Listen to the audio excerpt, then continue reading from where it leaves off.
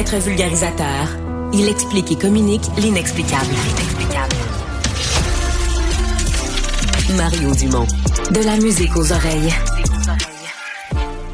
On lui a parlé hier matin, on va le refaire aujourd'hui pour faire le point. La poussière, sans mauvais jeu de mots, la poussière et la neige ayant fini de retomber.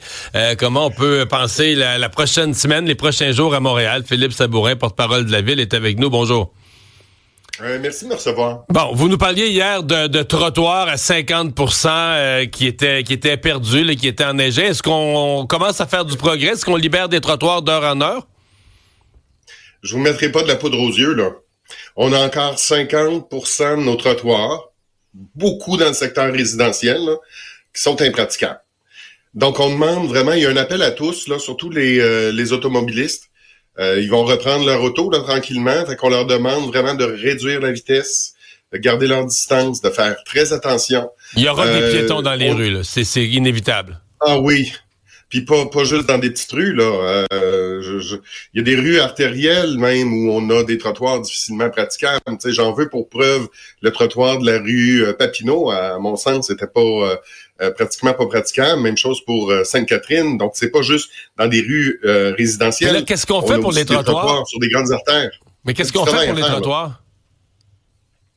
Mais là, la première affaire que je veux vous dire, c'est qu'on a parlé avec le service de police. Là, le SPVM m'a appris qu'il va augmenter là, les patrouilles dans les corridors scolaires. Alors, sachez-le, là, les policiers seront très présents. Ils vont être déployés autour des zones scolaires pour les heures d'entrée et de sortie. Donc ça, c'est un bon point.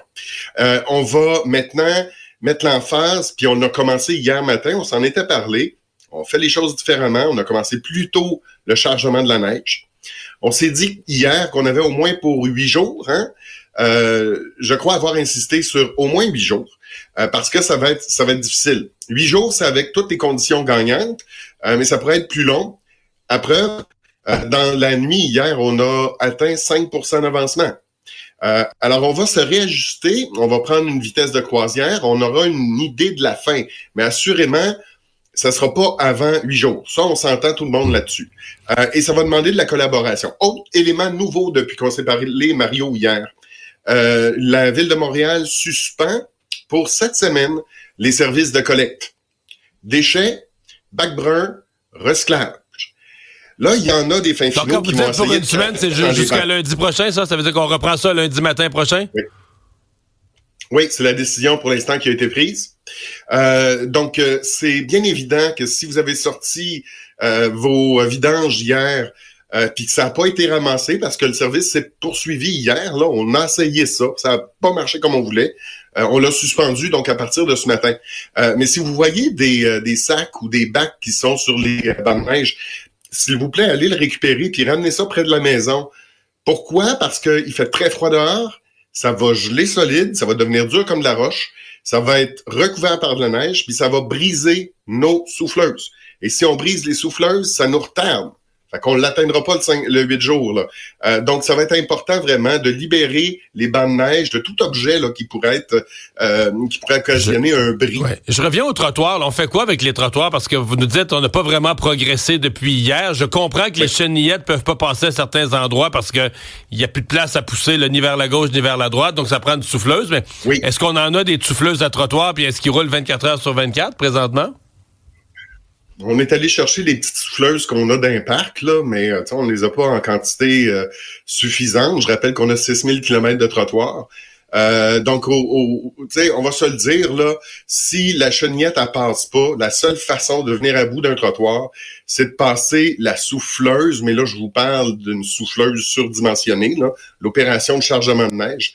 Donc, c'est pas compliqué. De la façon que ça va s'opérer sur le terrain, là, il y a le premier équipement, ça sera une espèce de pelle là, qui va venir chercher de façon latérale la neige sur le trottoir, qui va la prendre, la rabattre dans la rue.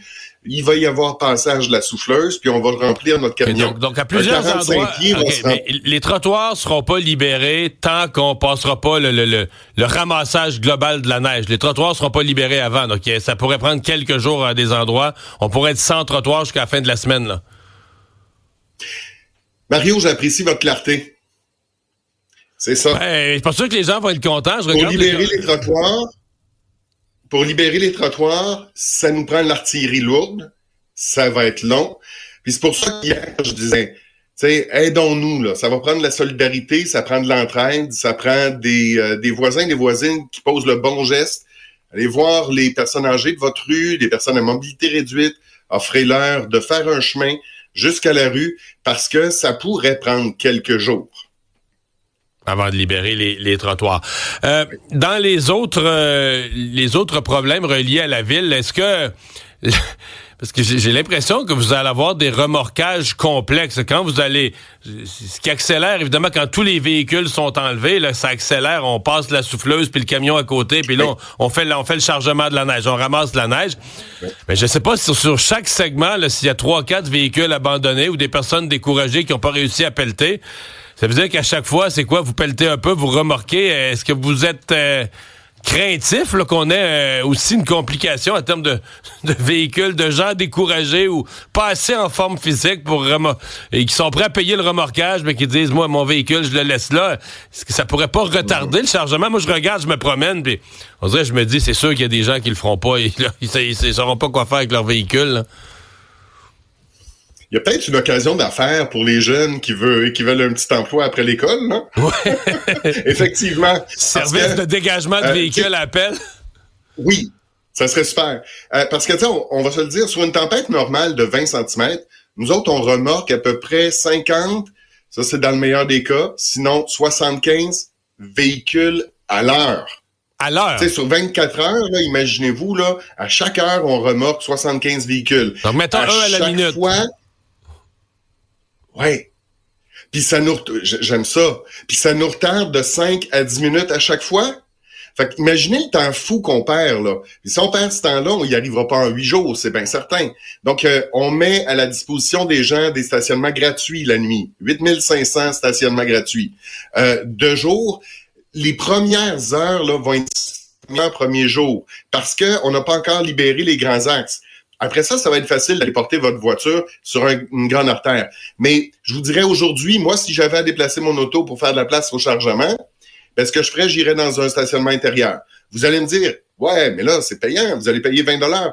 Mais c'est quoi 20 $ par rapport à 186 $ que vous allez avoir en frais de remorquage, de tickets? Donc, ce serait un bon placement. Philippe Sabourin, merci beaucoup. Au revoir. Merci.